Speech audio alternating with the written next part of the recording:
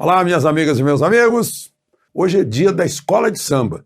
Daqui a pouco elas estão lá na Marquês do Sapucaí, né? Foi adiado um pouquinho o desfile. E hoje também é um dia que marca em 1895, o desembarque de José Martí em Cuba. José Martí nasceu em Havana, estudou em Saragoça, estudou em Madrid, poeta, literato, professor, né? E na cabeça dele tinha que libertar Cuba da Espanha. E, no entanto, desembarcou em 11 de abril, 19 de maio ele já estava morto. E quase que aconteceu com ele o que aconteceu com Tiradentes, porque ele foi praticamente mutilado e depois levaram o corpo para Santiago de Cuba para mostrar para o povo, olha o que acontece, as tropas espanholas com quem quer independência. Foi conseguida depois com a ajuda dos Estados Unidos, que declararam guerra à Espanha para liberar Cuba e ficaram com Guantánamo ali no cantinho em 1902. Bom, vamos aos assuntos de hoje. Não esqueça de se inscrever se ainda não tiver feito isso. E, ao final, de deixar o seu gostei ou não gostei.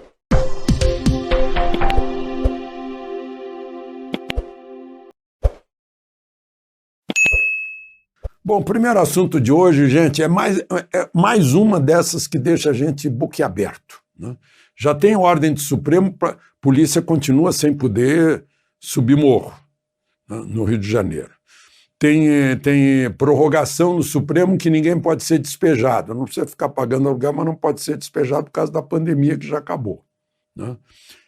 Então, e agora mais uma. O Supremo decidiu em 2010 e virou tema 280, ou seja, todo o tribunal tem que seguir aquilo em situação análoga, né?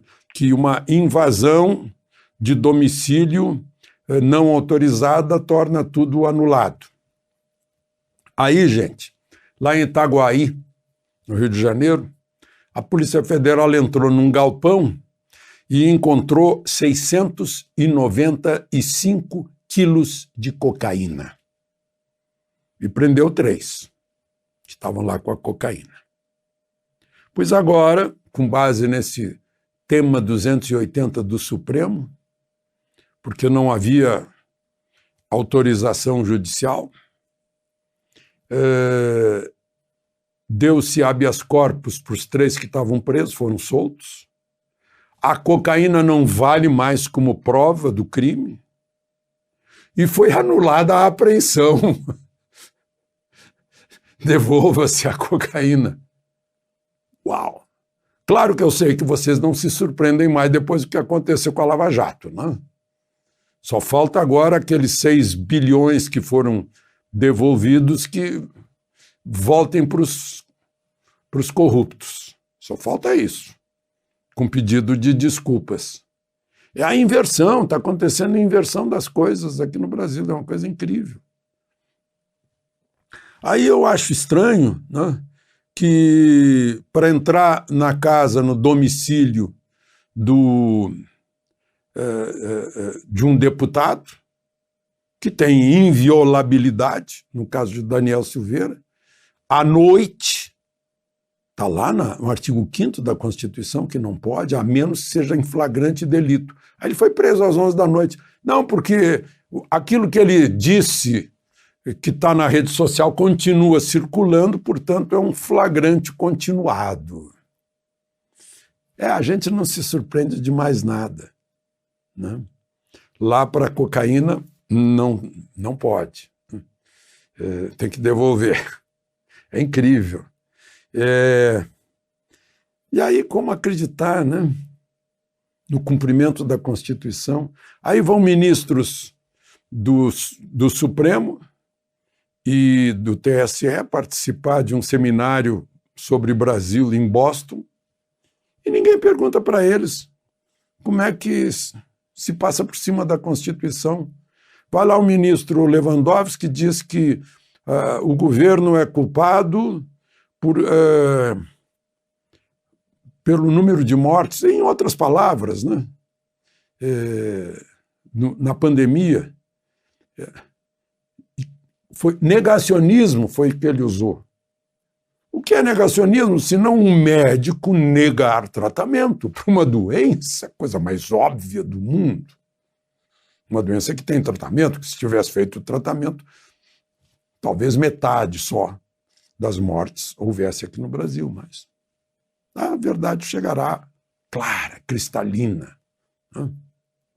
Mas ninguém perguntou lá no seminário. O seminário foi só para ouvir o que se queria ouvir. Seminário para os mesmos. Né? É um negócio que eu tenho falado aqui, não adianta falar para os mesmos. Você tem que falar para os contrários e convencer os contrários, ou ser convencido por eles. Dialética, não é isso? É o debate das ideias para buscar a verdade, buscar as luzes. E aí eu repito Lucas, que eu já citei aqui no Evangelho de domingo: se a gente se cala, até as pedras clamarão. Não é? Bom, a propósito disso, né, eu li o Guzzo na revista Oeste, lembrando que o Código de Processo Penal, artigo 833, não permite que se entre no salário, né, ou na renda do salário da pessoa, a não ser para pagar pensão alimentícia. E o que aconteceu com o Daniel Silveira foi isso. Ele acabou botando a tornozeleira porque ficou premido, porque não ia ter mais recurso nem para ele nem para a família. E o Guzzo está dizendo que foi desrespeitado o Código de Processo Penal no artigo 833. Está lá na revista Oeste, por parte de um guardião da Constituição. Não. Pois é, eu lembro que o ministro Barroso, lá em Boston, falou sobre os perigos da democracia.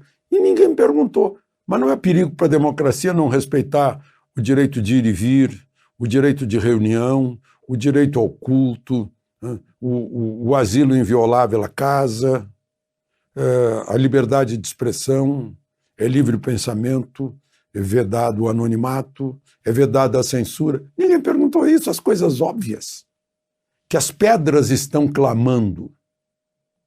E ninguém perguntou. Meu Deus. Estavam preocupados em anunciar a morte da rainha, né? Quem não sabe disso, nenhuma rainha morreu, apenas foi anunciado. Meu Deus. Bom, vamos falar um pouquinho de eleição na França.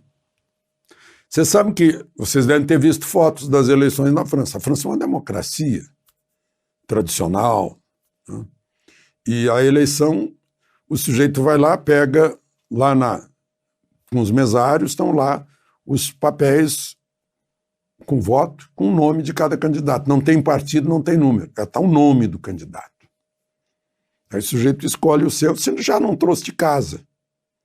Vai lá atrás da cortina e põe numa urna que é transparente, é feita de acrílico e lacrada. Ele vê o papel dele entrar ali, o voto dele. Ele tem 18 anos, ele pode votar. Francês de 18 anos pode votar. Não é obrigado a votar, mas pode votar. E em qualquer um.